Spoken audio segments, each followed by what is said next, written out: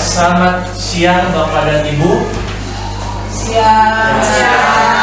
Saya mengganggu sedikit waktu Bapak Ibu.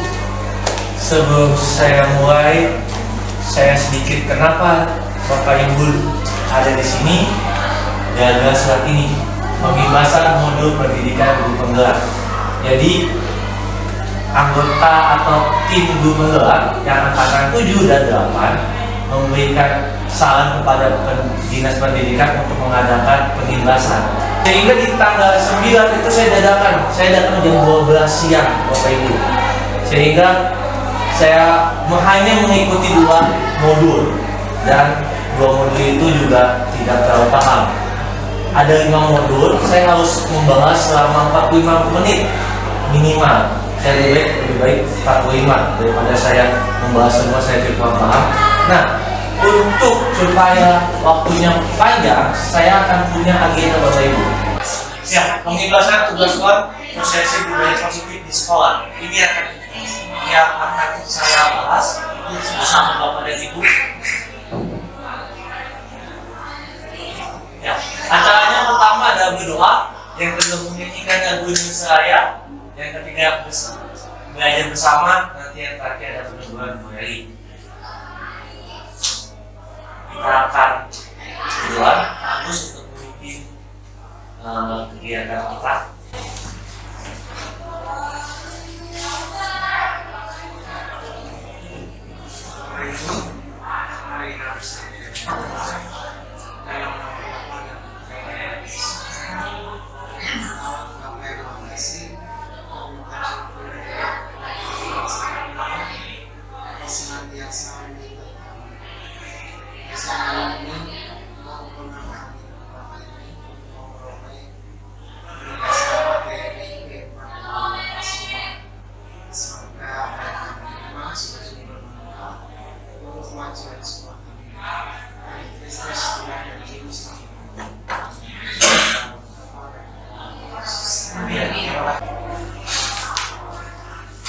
Kita berdiri bersama-sama, Bapak Ibu, karena Indonesia Raya.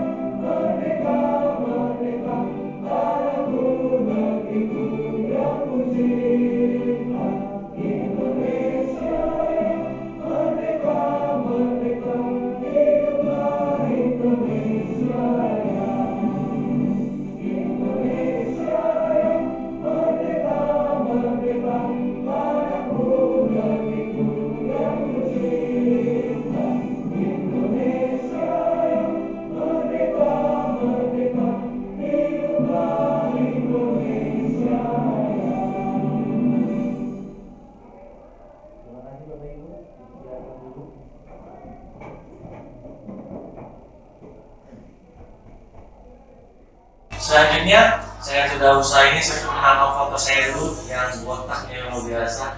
Maksud privacy note sebagai rumah grafika.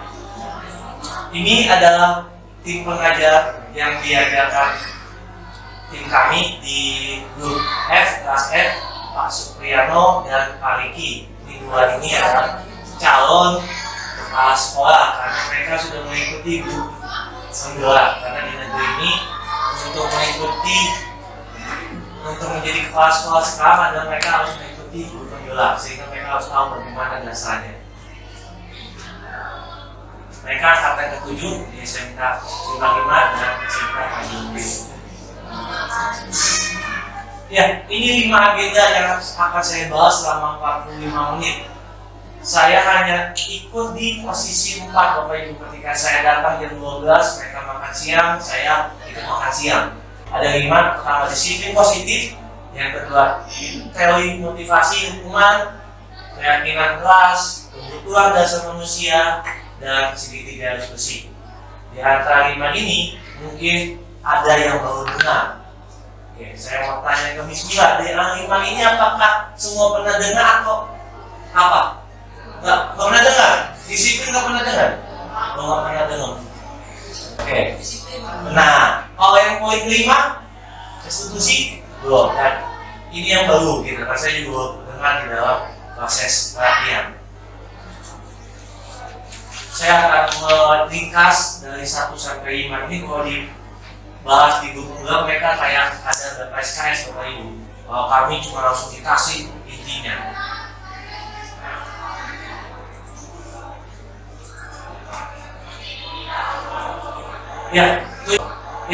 Tujuan pembelajaran, peserta dapat menjelaskan makna disiplin positif, mengamati penerapan lingkungan serta kaitan teori kontrol dengan 3 motivasi perilaku manusia.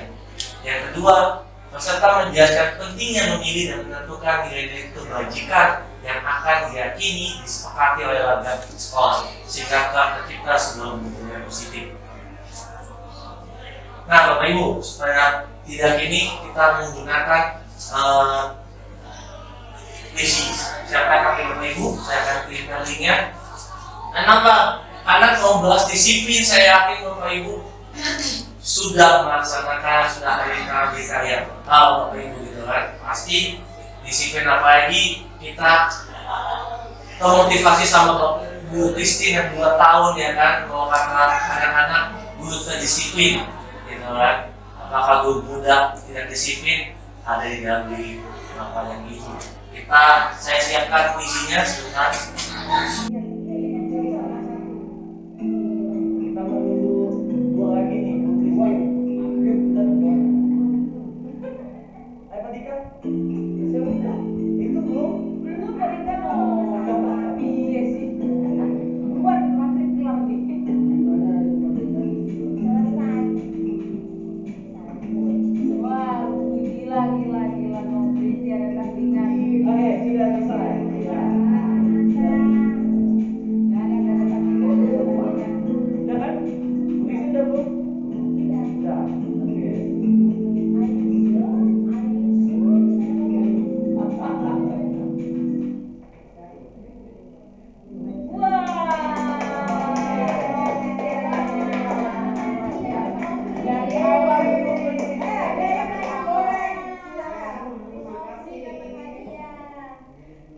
Dari awal menduduki peringkat pertama luar biasa. Nanti yang akan saya bahas ini konsep kiai Juanda apa? Di sini sudah saya bahas, sudah akan saya siapkan. Oke. Ya. Menurut Bu Christine, bagaimana tentang disiplin yang soal tadi 6 soal? Sulit? Iya sulit karena susah dimengerti karena bahasanya. Memang saya juga membuat soal juga susah mengerti, jadi harus berapa kali membacanya. Ya, disiplin positif dan nilai-nilai kebajikan universal. Ya, tadi kata Pak Kiai Jenderal, di mana ada kemerdekaan, di situ ada disiplin yang kuat, Bapak Ibu. Membahas tentang disiplin, kembali lagi dalam diri kita, apakah saya sudah disiplin atau belum. Merdeka itu artinya tidak hanya terlepas dari perintah, akan tetapi juga cakap buat meminta diri sendiri. Kiai Jenderal, apakah strategi penerapan disiplin sekolah kita efektif? Jawab diri sendiri Bapak Ibu. Sebenarnya ini materinya ini buat evaluasi refleksi buat tahun ajaran baru Bu Elia sebenarnya, buat bagaimana kita selama 6 bulan semester 1 apakah ada yang baik atau ada yang buruk belum balikin. Tapi ya karena ini 45 menit saya yang bawa, saya juga mengevaluasi diri saya sendiri. Jika sudah efektif, berapa apa yang menunjukkan bahwa disiplin di sekolah kita sudah efektif? Jika belum efektif, apakah masih perlu ditinjau ulang atau diubah? Kalau kita bahas ini bisa sampai 3 jam Bapak Ibu untuk membahas efektif disiplin kita, karena ini teori yang harus saya bahas tentang pengikhlasan. Apa sesungguhnya arti dari disiplin itu sendiri? Disiplin positif ada pendekatan dalam mengawal perilaku individu, terutama anak-anak, dengan mengedepankan pemahaman, empati, dan komunikasi yang baik. Pendekatan ini fokus memberikan pengarah, panduan, konsekuensi yang sehat untuk mengajarkan individu tentang tanggung jawab akibat dari tindakan mereka. Nah, ini ada 4 poin. Pertama, ada pembelajaran yang lebih efektif. Yang kedua, pengembangan empati. Yang ketiga, ada pembentukan karakter yang kuat. Yang keempat, ada pencegahan perilaku negatif. Saya yakin Bapak Ibu sudah menerapkan poin ini keempat ini di kelas. Peserta didik dikenal disiplin positif, cenderung lebih terbuka untuk belajar karena mereka masih didukung dan diterapkan dengan adil di kelas, tidak dipilih yang mana yang pintar, yang mana yang tidak pintar, seperti itu. Mulai disiplin positif, peserta didik belajar untuk memahami perasaan orang lain sehingga mengembangkan kemampuan empati yang penting dalam interaksi sosial. Ini yang penting juga membutuhkan karakter. Disiplin positif membentuk karakter yang kuat, mengajarkan nilai-nilai tanggung jawab, kerjasama, dan rasa hormat terhadap orang lain.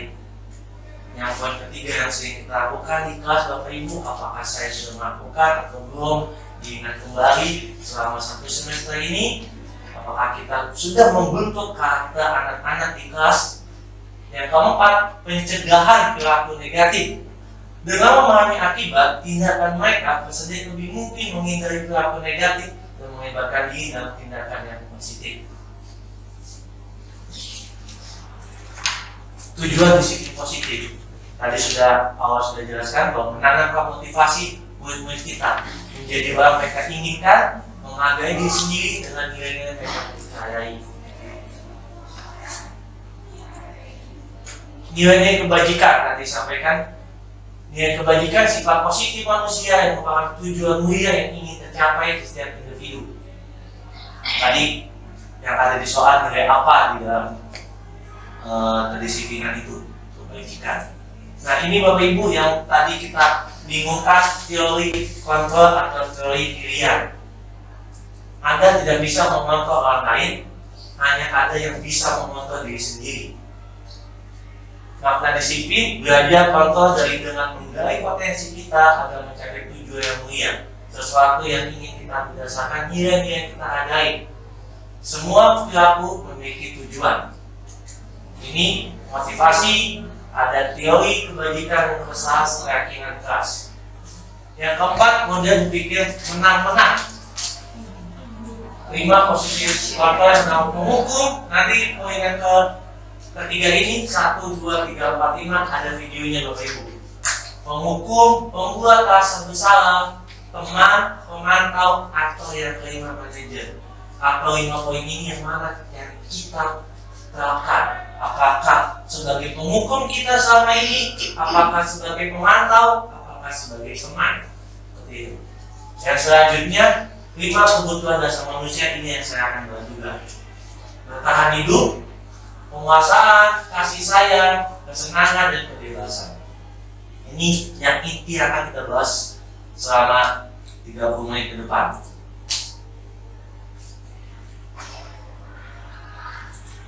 Ya, ini nilai-nilai kebajikan, peduli, rajin, integritas, dan rasa hormat. Ini peduli pada kebersihan, komitmen, kreatif, percaya diri. Rajin, saya Bapak Ibu tahu, paham, ada hati, kejujuran, dermawan, integritas, dan rasa hormat. Ini juga termasuk nilai-nilai Polri Pancasila. Bapak Ibu, kalau Bapak Ibu pahami bahwa ini termasuk salah satu nilainya, elemennya.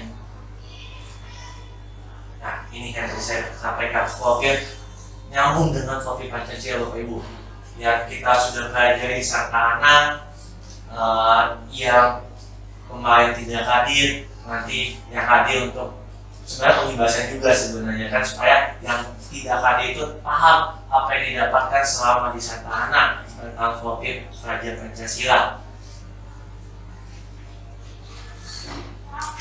Nah, yang kedua tentang teori motivasi. hukuman, penghargaan, dan restitusi. Ini yang sering kita lakukan di kelas. Apakah kita memberikan hukuman atau penghargaan terhadap siswa-siswi kita. Ini tujuan pembelajaran. Menganalisis teori motivasi. Yang kedua, menjelaskan konsep hukuman. Yang ketiga, dapat melakukan pengamatan, peninjauan, praktek. Yang ketiga, nggak usah ada praktek karena waktu kita singkat, 1 dan 2 saja Bapak Ibu. Nah, lanjut Bapak Ibu, kita siapkan lagi apa itu pengertian motivasi. Jangan lihat internet Bapak Ibu, buat kata-kata sendiri gitu kan. Nanti saya kirimkan linknya. Menurut Bapak Ibu apa sih arti motivasi? Nah, klik aja Bapak Ibu linknya. Linknya ada saya kirim. Ya. Apa pengertian motivasi?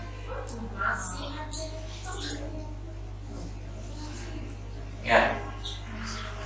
Masih ini bisa pakai paspor saya? Ya? Boleh satu kalimat atau satu kata? Ya. Apa maksudnya? Hah? Boleh, nggak apa-apa. Yang penting memaknai motivasi itu. Tadi ada dorongan, ada pandangan positif bersifat membangun, stimulus, menggerak, memberi semangat pada orang lain, secara positif, usaha untuk menyampaikan. Ini kalau kita gabungkan semuanya benar Bapak Ibu. Saya senang bahwa Bapak Ibu memahami apa arti motivasi itu. Kita lanjut lagi ke materi selanjutnya. Apa kata motivasi menurut tokoh-tokoh?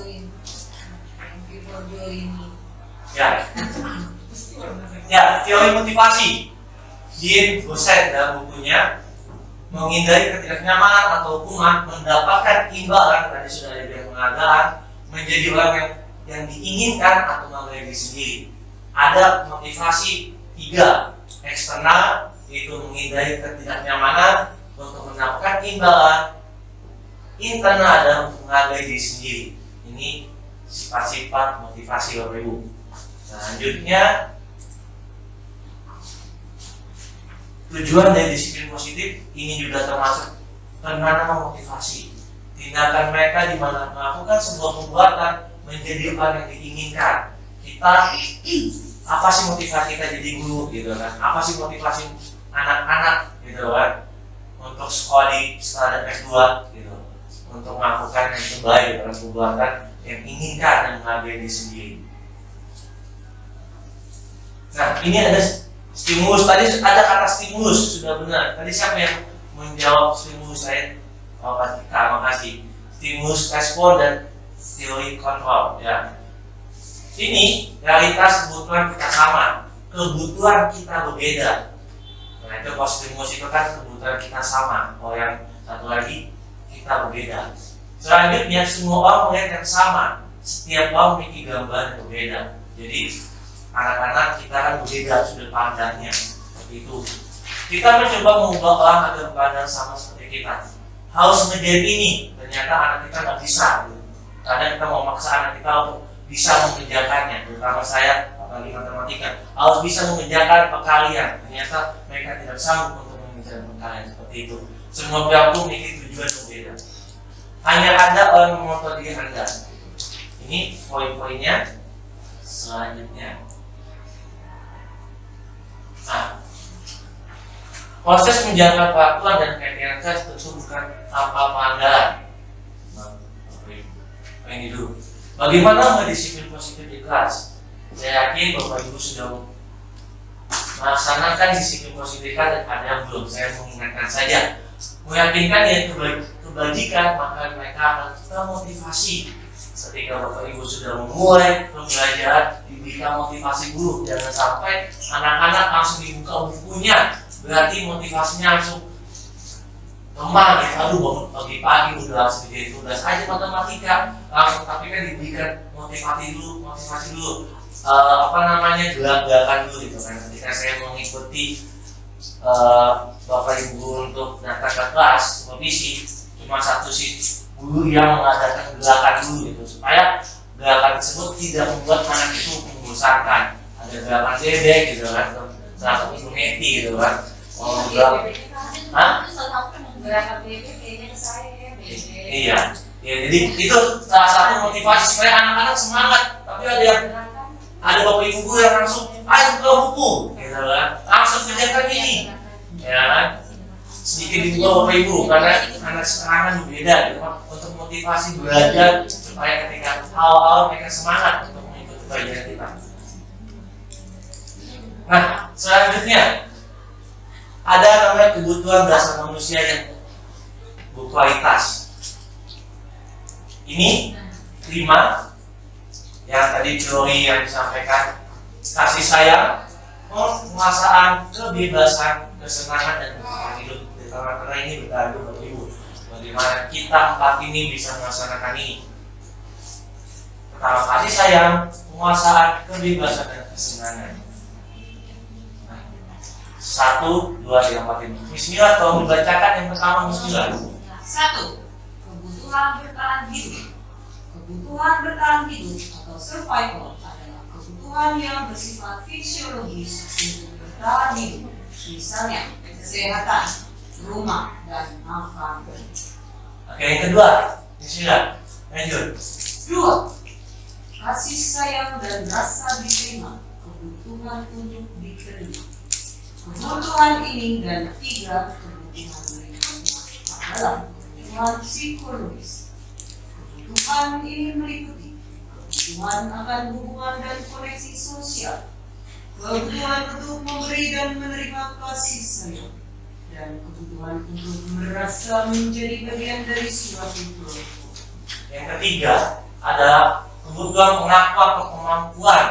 Kebutuhan hubungan dengan kekuatan yang mencapai sesuatu, menjadi kompeten, menjadi terampil, diakui. Yang keempat, kebebasan, kebutuhan untuk bebas. Yang kelima, kesenangan. Di antara 1 sampai 5 Bapak Ibu, apakah kita sudah menjalankan ini pada saat di kelas atau belum? Apakah di kelas kita hanya kebutuhan, hanya 1 bertahan hidup yang penting ngajar, atau kita sudah melakukan kasih sayang kepada siswa-siswi kita? Selanjutnya, nah ini tadi sudah jelas. Ini bahasa Inggrisnya, moral, pedro, fun. Oke. Nah, hati-hati Bapak Ibu. Ya, saya mau tanya nih, Bu Natalia, jawabannya mana?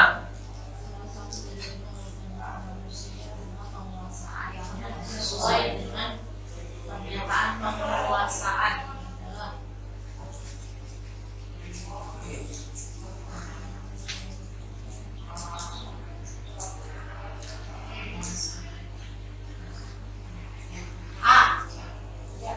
A.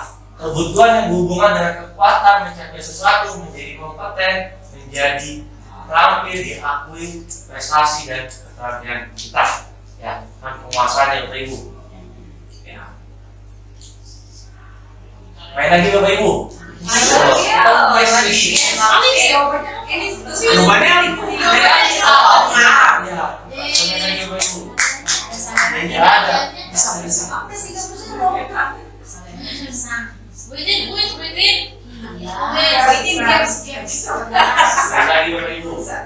Games berangkok. Belum ada pokoknya.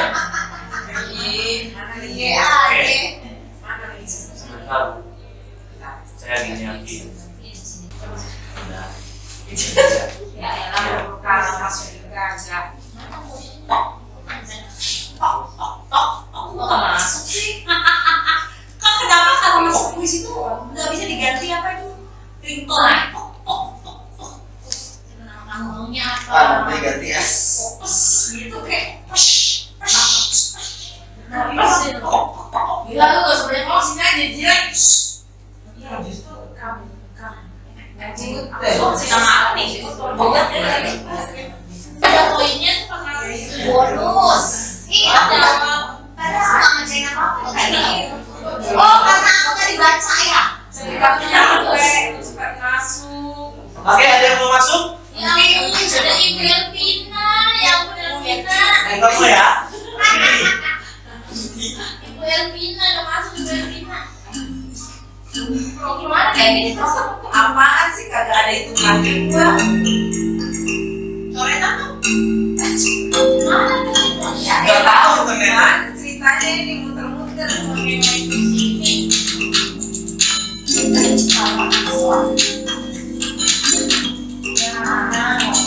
nggak pentingnya? Iya, ayo aku saya mau dapat juara gitu. Aduh, ini foto bisa. Buat satu ini. Kayaknya Juara.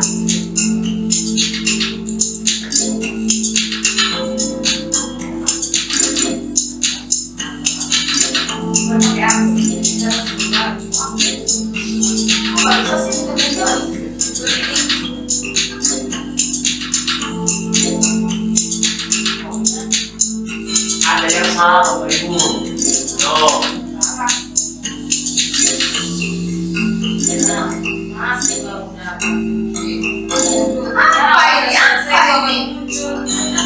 Wih, bismillah benar.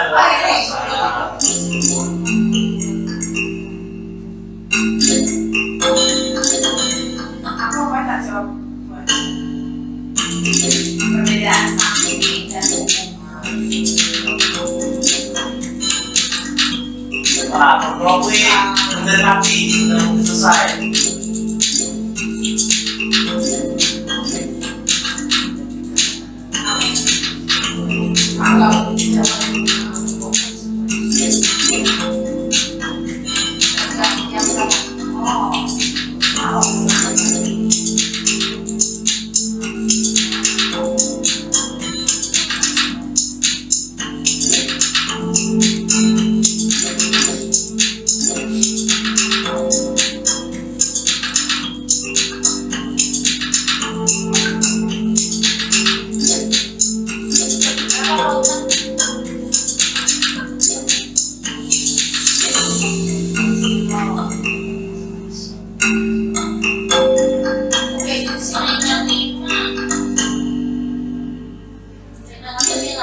Masukkan kode sih, maaf sih. Pak, Masukkan kode game, mau nanti. Itu kodenya 323.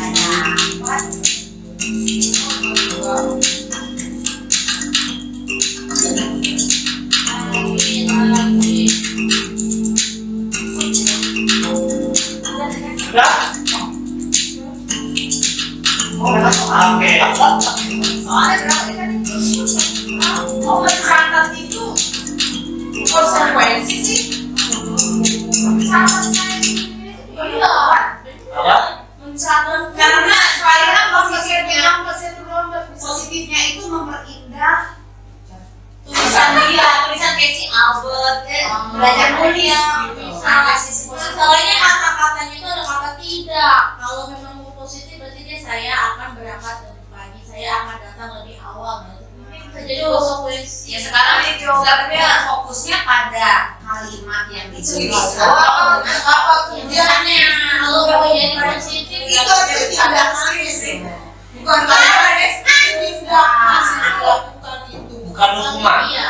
Maksudnya kalau enggak di situ Hukuman. konsekuensi. Supaya kita jawabannya Konsekuensi. jawabannya tadi konsekuensi. Kenapa kan bisa jadi terus dibahas sanksi juga sih? Iya sih. Kan kita nggak boleh menghukum jadi sanksi. Iya. Boleh. Iya. Hukum adalah hak Allah. Ya.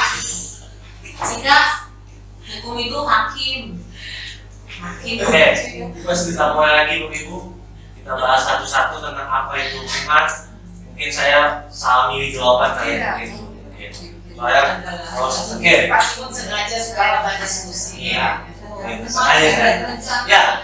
Coba Bu Moda kita baca konsekuensinya. Bila ikut. Yang sudah rencana, Lari kita rencana yang sebelumnya. Ya, terus tapi lari itu berarti hukuman itu. hukuman. Hari memang sudah rencana itu hukuman. Iya. Wah enak sih. Apa sih itu udah langsung baca loh. Lanjut yang kedua. Oh, malah Nanti bahas tadi sini. Yang kedua, Bu Modo. dalam penerapan konsekuensi boleh tapi buat tidak nyaman. Nah, ya. Dalam jangka waktu pendek itu konsekuensi. Yang ketiga itu Bu Modo. Konsekuensi biasanya diberikan berdasarkan suatu data yang umumnya dapat diukur. Contoh, murid melakukan kegiatan di luar kegiatan pembelajaran, misalnya ngobrol, maka nama pemurid disebut akan kehilangan waktu. dan harus menyelesaikan rumah, yaitu konsekuensi. Ya. Lu ngobrol terus sih, udah nggak usah istirahatnya. Konsekuensi. Hukuman bersifat tidak berencana dan tiba-tiba tidak tahu apa yang terjadi. Yang kedua, hukuman bersifat satu arah dari pihak guru yang memberikan. Hanya menerima suatu hukuman tanpa melalui kesepakatan. Nah, kalau yang tadi mungkin salah kalikan tulisan ini, berarti itu hukuman Bapak Ibu. Karena kan tidak kesepakatan sebenarnya, gitu kan? Tanpa melalui kesepakatan. Tulis, berarti kan dia itu dihukum, menulis, bukan konsekuensinya. Fisik, tulisan tangan itu masuk hukuman. Hukuman diberikan bisa berupa fisik maupun psikis, disakiti oleh suatu perbuatan dan kata-kata. Nah, jadi ini pembahasan tentang hukuman dan konsekuensinya. Selanjutnya Harus ada kesepakatan bersama kalau konsekuensi. ya. Ini kalau hasil riset yang terbaru, pengaruh jangka pendek dan jangka panjang dari satu pengadilan menghukum, pengadilan mengurangi ketepatan, pengadilan tidak efektif, pengadilan merusak hubungan. Itu ya, karena kalau anak yang dihukum kadang-kadang kesel gitu kan, ih kok saya belum ngejelasin apa-apa, saya harus dihukum lagi gitu kan. Itu juga tidak merusak hubungan kita sama siswa. Pengadilan menurunkan kualitas, pengadilan mematikan kreativitas, pengadilan mengurangi motivasi, seperti itu. Penghargaan menurunkan kualitas gimana teman? Oh, bukan. Penghargaan menurunkan kualitas itu konkretnya seperti apa? Jadi maksudnya hukuman dan konsekuensi itu penghargaan. Ini loh, yang dimaksud dengan penghargaan menurunkan kualitas. Biasanya namanya penghargaan itu kan arahnya kan pada ini ya, perbaikan sikap Ya. dan menempatkan siswa itu untuk lebih berkembang ya. Penghargaan itu kan ada dua ya, Pak, negatif positif gitu kan. Makanya di sini kan yang negatifnya gitu kan, penghargaan yang mengurangi gitu kan. Dan namanya apa nih, saya tuh baru mempengaruhi memberikan pengaruh memberikan penghargaan. Berarti kan ketika mereka membuat sesuatu yang tidak baik, penghargaan itu kan tidak dapat gitu. Ini juga seperti itu yang saya dapatkan sih, Pak. So, Apa? Pak, maksudnya penghargaan yang memberikan penghargaan yang mana yang kayak hukuman dan Iya. tadi? Oh, Iya. jadi bukan Itu penghargaan yang negatif. Iya, negatif. Berarti ini maksudnya di sini pengaruh penghargaan negatif itu ya? Iya. Menurunkan kualitas mematikan. Kalau misalkan dihukum, ini pengaruhnya, penghargaannya Ya, penghargaan mematikan gitu. Jadi bahasa halusnya sebenarnya bagus. Nah, karena mohon maaf Pak, dalam ilmu manajemen ya, saya belajar dari ilmu manajemen yang harus penghargaan lebih cenderung untuk meningkatkan kualitas. Iya. Bukan menurunkan kualitas, dan sini agak kontroversi ya, karena konkretnya itu yang saya tanyakan tadi, konkretnya penghargaan yang menurunkan kualitas itu contohnya apa? hukuman tadi. Hukuman tadi, Pak. Hukuman itu bukan penghargaan. Penghargaan negatif. Apa? Yang dikatakan hukuman, ya, tadi kan hukuman ada secara psikis maupun fisik kan. Iya. Nah itu dikatakan sebagai penghargaan. Menurut mereka mungkin penghargaan gitu kan. Karena kita membahas tentang apa yang saya dapatkan. Kalau Pak Agus mengatakan bahwa bahwa manajemen itu ada penghargaan positif, di mereka ada negatifnya, bahkan kita punya negatif positif. Tindakan Iya. yang diberikan kepada seseorang baik secara negatif Yang positif itu maksudnya model, makasih model. Oke, kita lanjut. Ini pengakuan atau kebajikan, pembukaan nilai kebajikan dan situasinya. Kemarin saya perhatikan, nah kan nilai kebajikannya saya empati besar sekali. Situasinya pada saat murid baru di kelas kita. Jadi ini keadaan Bapak Ibu, keadaan kita ketika kita ketemu siswa. Saya menghargai kepedulianmu pada saat kamu membantu teman-temanmu di tugas kelompok. Jadi ada kata-kata yang baik untuk berkata-kata kepada siswa, jangan langsung tiba-tiba tidak gitu kan. Nih kita ada lagi. Nah ini dia Bapak Ibu. Kita nonton dulu deh Bapak Ibu. posisi apa? Nah ini restitusi. Nah apa itu restitusi?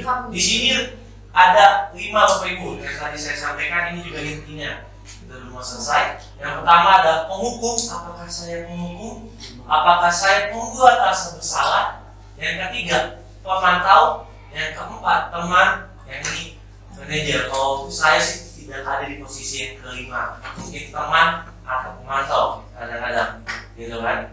Oke, kita akan mendengarkan ini ada 5 poin. Menghukum, patuhi aturan. Ada juga kalau lagi ini kita hukum anak-anak tanpa memberikan alasan.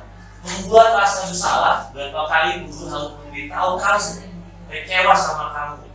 Teman, ayolah tertib. Jadi bahasanya bersama-sama. Pemantau, kamu sudah menganggap apa peraturannya. Jadi mereka yang memberikan ekspresinya, bukan kita.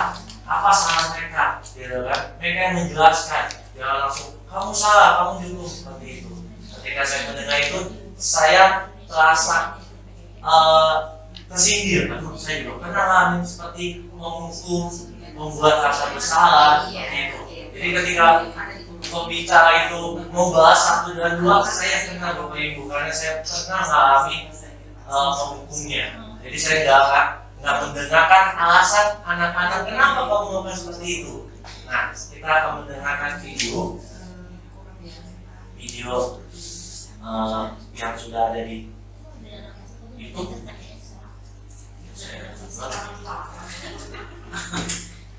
Oke, Ibu. Sangat bahagia Ibu dan Bapak guru hebat dalam penerapan disiplin positif restitusi. Salah satu program yang dikembangkan adalah 5 posisi kontrol. 5 posisi kontrol dalam restitusi adalah proses perjalanan seorang pendidik agar dapat mengenali dirinya. Pada video kali ini, kita akan membahas tentang 5 posisi kontrol yang dikembangkan oleh Diane Dawson dan contoh penerapannya.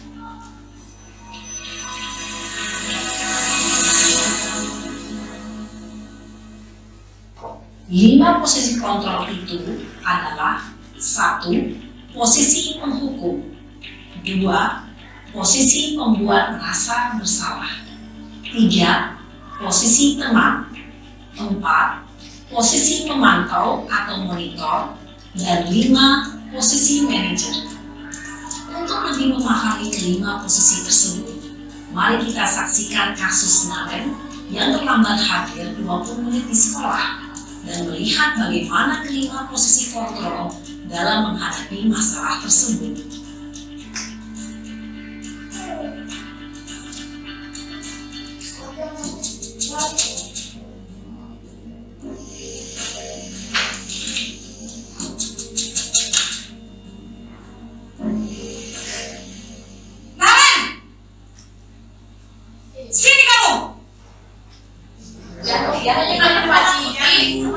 Selalu terlambat. Kamu deh, pasti terlambat. Maaf Bu, saya Apa? Apa coba? Alasan kamu apa lagi? Kapan sih kamu tidak terlambat?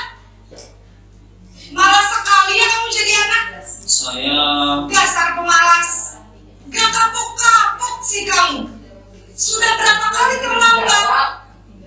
Sana, kamu keliling lapangan basket 2 kali. kenapa saya harus ke lapangan basket Bu? Kenapa? Kamu olahraga. Berani-beraninya jawab. Sudah terlambat, masih berani jawab pula. Sekarang, keliling lapangan basket 5 kali sekalian. Biar kapok. Cepat. Pergi sana ke lapangan basket. Posisi penghukum biasanya berbicara dengan nada tinggi, menghardik, menunjuk-nunjuk, menyakiti, dan menyindir. Hukuman bisa berupa fisik maupun psikis. Ibu dan Bapak guru hebat, dampak yang terjadi pada murid ketika guru berada pada posisi penghukum adalah murid cenderung akan memberontak, bahkan menyimpan dendam.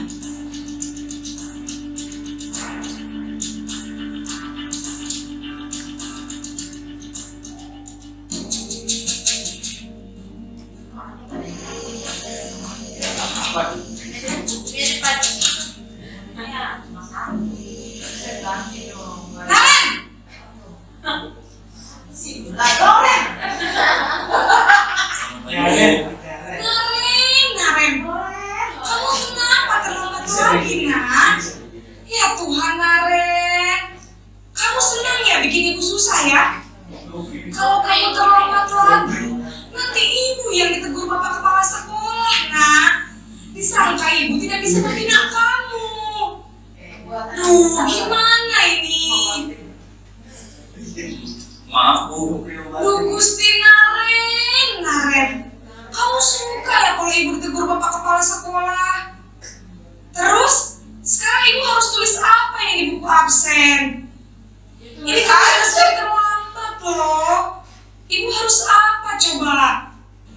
Bu, maaf sekali. Ya sudah, lain kali jangan bikin ibu susah lagi ya nak ya. Ibu tidak akan kuat lagi kalau kamu begini terus. Bisa jantungan kalau ibu ditegur di sekolah. Baik Pak. Sana cepat ke kelas. Maaf ya Bu, maaf sekali. Posisi pembuat rasa bersalah berbicara dengan nada tenang, cenderung lembut, namun kata-kata yang diutarakan membuat murid merasa menjadi orang yang gagal, memandang buruk dirinya sendiri, merasa tidak berharga, dan tidak sanggup membahagiakan orang lain. Ketika guru mengambil posisi pembuat rasa bersalah, murid akan menganggap dirinya yang bersalah dan ia akan menyimpan emosi negatif tersebut di dalam dirinya. Gitu. Iya banget. Yang ini juga Selamat pagi Bu. Wah, sudah jam berapa ini nak? Terlambat lagi ya sayang. Masa? Habis, ibu saya membangunkan saya Bu.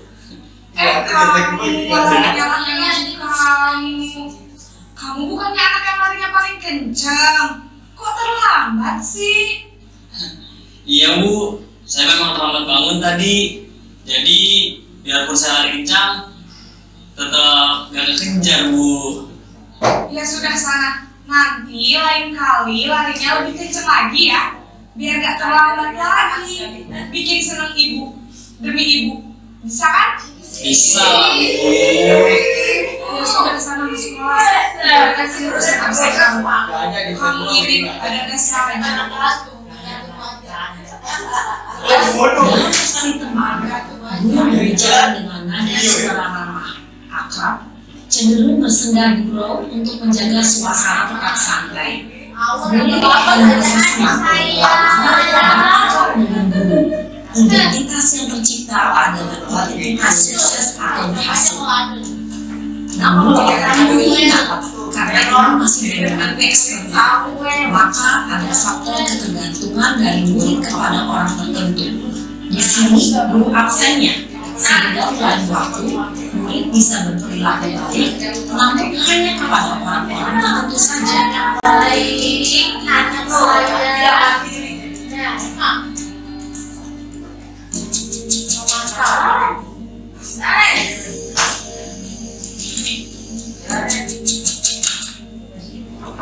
Maaf ini rakyat kita.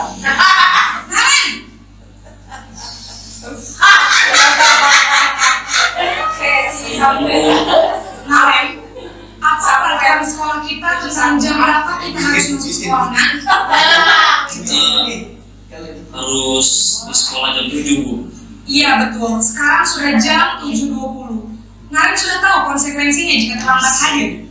Paham Bu, saya harus tinggal kelas pas jam istirahat selama 20 menit. Iya benar, konsekuensinya demikian. Jadi nanti jam 9.30 pas istirahat, kamu harus tinggal di kelas, kerjakan tugas tambahan untuk ketertinggalan kamu, ya? Baik Bu.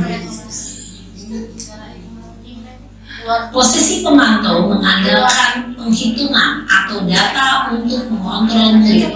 Guru mengarahkan murid berdasarkan peraturan dan konsekuensi. Seorang pemantau menunjukkan bahasa tubuh dan ekspresi wajah yang datar dan cenderung formal.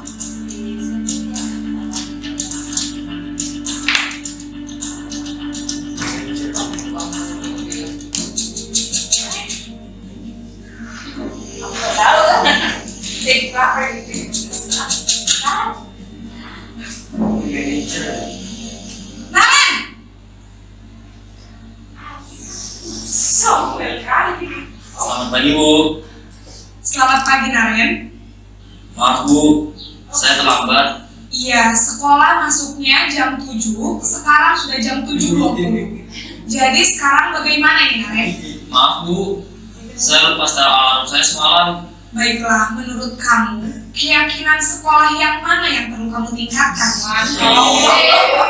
Hargai diri sendiri dan orang lain mungkin ya Bu. Setuju. Jadi, apakah Naren meyakini prinsip saling menghormati tersebut? Iya Bu, saya meyakininya. apakah Naren bersedia memperbaiki masalah keterlambatan ini? Bersedia, Bu. Bagaimana kamu akan perbaiki masalah keterlambatan ini? Saya akan coba untuk tinggal lupa menyetel alarm saya. Baik, kalau Naren menyetel alarm di rumah, ada orang yang kira-kira bisa bantu mengingatkan tidak? Ada, Bu. Kakak saya, Kak Emma. Ada lagi selain Kak Emma? Selain Kak Emma, ada ibu saya. Baik, jadi yang mengingatkan Naren adalah Kak Emma dan ibu kamu ya? Kira-kira akan mulai setel alarm kapan nih Naren? Setelah pulang sekolah, akan segera saya lakukan. Baik, jadi Naren akan setel alarm untuk bangun besok pagi dan akan diingatkan oleh kakak dan ibunda Naren ya. Ada lagi yang mungkin perlu dilakukan Naren agar tidak terlambat bangun lagi? Tidak ada, Bu. Baik Naren, terima kasih untuk kerjasama kamu. Sekarang kamu perlu kembali ke kelas untuk belajar. Baik, Bu. Terima kasih. Posisi manajer adalah posisi kontrol yang disarankan untuk membimbing murid memiliki sikap disiplin yang positif, yaitu murid yang mandiri, bertanggung jawab, dan dapat memecahkan masalah. Tujuan dari posisi ini adalah agar murid dapat berefleksi atas tindakannya. Guru akan dengan tulus memberikan pertanyaan-pertanyaan bermakna, sehingga membuat murid dapat belajar dari kesalahannya dan mencari sebuah solusi untuk menyelesaikannya. Ibu dan Bapak guru hebat, setelah mengamati adegan kelima posisi kontrol tadi, kira-kira posisi mana yang paling ideal? Posisi mana yang dapat menunjang motivasi intrinsik murid? Ya, tentu posisi manajer. Posisi ini memang posisi ideal yang ingin dituju setiap pendidik. Pada posisi inilah, guru dapat menerapkan disiplin positif yang berpihak pada murid, yang memerdekakan murid. Perjalanan seorang pendidik tentunya tidak mudah untuk sampai pada posisi seorang manajer. Namun, tujuan kita pasti, yaitu menciptakan murid-murid yang mandiri, merdeka, dan bertanggung jawab. Semoga penggambaran 5 posisi kontrol yang telah diperlihatkan ini dapat menjadi ajang refleksi bagi kita semua, agar dapat terus mengasah dan menerapkan disiplin positif yang memerdekakan murid. Mari terus berlatih dan bersemangat. Selamat menerapkan. Salam dan bahagia, Ibu dan Bapak Guru.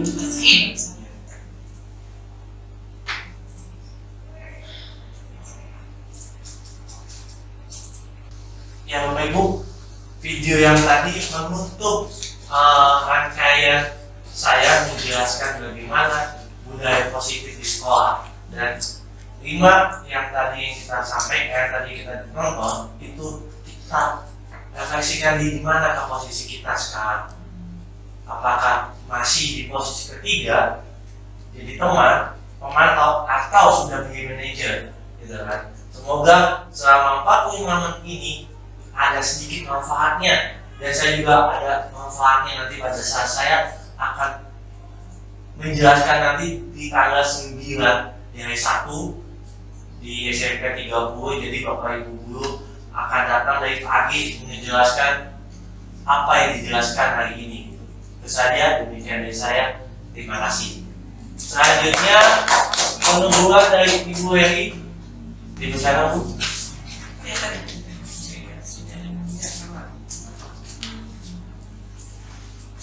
Oke, terima kasih untuk Bapak Simon yang telah mempresentasikan tentang budaya positif pada teman-teman semua. Ini adalah salah satu kegiatan yang luar biasa yang kita belajar bersama. Pada saat kita belajar, kita juga harus bisa memposisikan kita itu duduk sekarang ini sebagai apa. Kalau ada yang mengajar kan Bapak Ibu tentu saja berharap muridnya akan seperti apa yang kita lakukan. Jadi kita belajar bersama, dan mungkin kesempatan ini tidak hanya untuk kali ini saja, karena memang di kurikulum Merdeka kita harus banyak belajar. Dan sebenarnya sudah dari awal sudah saya berkali-kali menyampaikan akan ada belajar bersama, tapi sampai belum kesampaian. Dan hari ini Pak Simon sudah mengawali, mungkin tidak hanya Pak Simon, mungkin teman yang lain ada ilmu apa boleh dibagikan, dan ruangan ini bolehlah untuk kita jadikan tempat untuk kita belajar. 45 sampai 1 jam menjelang pulang itu lumayan buat masukan kita semua. Dan khusus untuk hari ini tentang budaya kebaikan. Jadi memang kita belajar ini menjadi bahan refleksi kita posisinya ada di mana, kita bahwa kita simpan dalam hati saya ada di mana, dan yang harusnya seperti apa Bapak Ibu tentu saja tahu sebagai Bapak Ibu guru yang luar biasa. Silakan semuanya nanti bersama-sama kita untuk memposisikan diri kita sesuai dengan apa yang menjadi tugas kita sehingga semuanya berjalan baik, tercipta suasana belajar yang harmonis, anak-anak belajar dengan senang, Bapak Ibu guru juga tidak stres karena tahu posisinya kita itu di mana dan kita sedang belajar bersama siapa. Itu saja Pak Simon, terima kasih untuk presentasinya, semoga bermanfaat untuk kita semua. Terima kasih Bu. Oke Bapak Ibu, lanjutkan tugas kita yaitu memeriksa memasukkan nilai. Terima kasih Bu. Terima kasih Pak